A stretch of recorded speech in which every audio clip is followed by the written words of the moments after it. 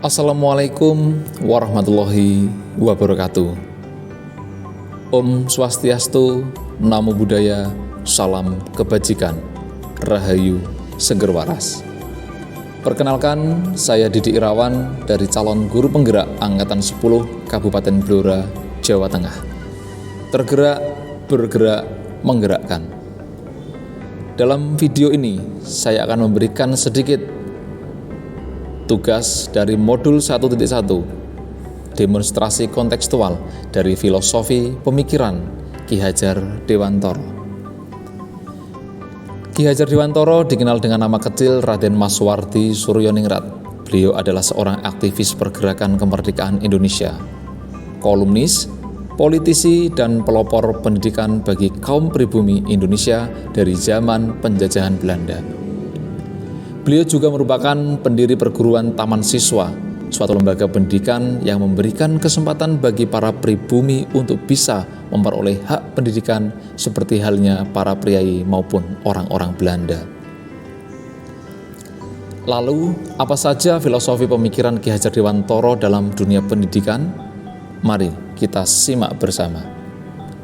Yang pertama ada trilogi pendidikan, Ing Ngarsa Sung Tulodo, di mana pendidik harus menjadi teladan yang baik bagi peserta didik agar memiliki akhlak dan moral yang baik. Ing Madya Mangun Karsa, kita sebagai pendidik harus berada di tengah-tengah mereka untuk membangun motivasi supaya lebih giat untuk belajar. Dan yang terakhir, Tutwuri Handayani, di mana pendidik senantiasa memberikan dorongan dan motivasi kepada peserta didik untuk menumbuh kembangkan bakat dan potensinya. Yang kedua, menuntun anak mencapai kodrat. Pendidikan itu hanya sebagai tuntunan di dalam hidup tumbuhnya anak-anak kita. Artinya, bahwa hidup tumbuhnya anak-anak terletak di luar kecakapan atau kehendak kita sebagai seorang pendidik. Ki Hajar Dewantara mengemukakan bahwa tujuan pendidikan adalah menuntun semua kodrat yang ada pada anak, sehingga mencapai keselamatan dan kebahagiaan yang setinggi-tingginya, baik sebagai manusia maupun anggota masyarakat. Anak bukanlah kertas putih kosong yang bisa digambar sesukanya, tetapi anak terlahir dengan kodrat yang masih samar. Tugas pendidik adalah menebalkan kodrat yang masih samar dengan membimbing anak. Filosofi pemikiran Ki Hajar Dewantara yang ketiga adalah pembelajaran berpihak pada anak. Sebagai pusat pembelajaran, kebutuhan anak harus terpenuhi. Anak perlu merasa aman, nyaman, berharga, dicintai, dan dipahami. Perasaan tersebut akan mendorong munculnya motivasi dan kesadaran anak untuk belajar. Bagaimana seorang pendidik menjadi motivator dan fasilitator kepada peserta didiknya dengan memberikan pembelajaran yang berpihak kepada peserta didik sehingga apa yang menjadi kebutuhan peserta didik dalam pembelajaran dapat dipenuhi. Peserta didik juga diberikan kebebasan dalam mengeksplor sumber ilmu pengetahuan dengan pemanfaatan teknologi yang ada pada saat ini. Dan yang keempat, budi pekerti. Menurut Ki Hajar Dewantara, budi pekerti atau watak atau karakter merupakan perpaduan antara gerak pikir, perasaan, dan kehendak atau kemauan sehingga menimbulkan tenaga. Budi pekerti juga dapat diartikan sebagai perpaduan antara cipta, karsa, sehingga menciptakan karya. Keluarga menjadi tempat yang utama dan paling baik untuk melatih pendidikan sosial dan karakter baik bagi seorang anak. Keluarga merupakan tempat bersemainya pendidikan yang sempurna bagi anak untuk melatih kecerdasan budi pekerti, pembentukan watak individual.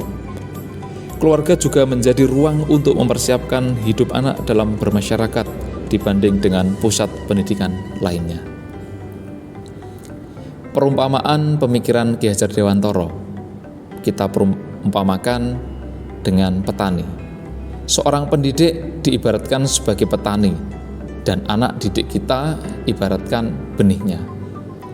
Petani harus merawat, memberi air, penyiangan gulma dan memberikan pupuk agar kelak tumbuh dan berbuah lebih baik dan bertambah banyak.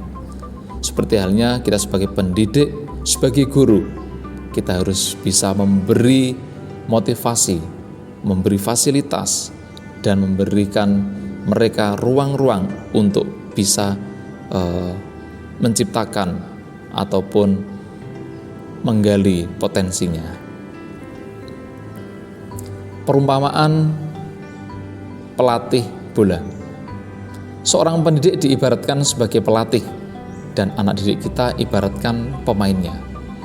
Pelatih harus memahami dalam menentukan posisi pemain sesuai dengan kemampuan. Ada kiper, ada bek, gelandang maupun penyerang. Pelatih juga bisa menentukan taktik atau strategi, memberikan motivasi kepada pemain. Tetapi pelatih tidak ikut bermain langsung dalam lapangan. Artinya pelatih memiliki peran penting ketika memberikan ataupun mendampingi pemain yang akan bertanding di lapangan. Terima kasih, itu yang bisa saya sampaikan, semoga bermanfaat. Mengajarlah dengan ikhlas, bergeraklah dengan tegas agar mencetak generasi yang berkualitas. Terima kasih. Assalamualaikum warahmatullahi wabarakatuh.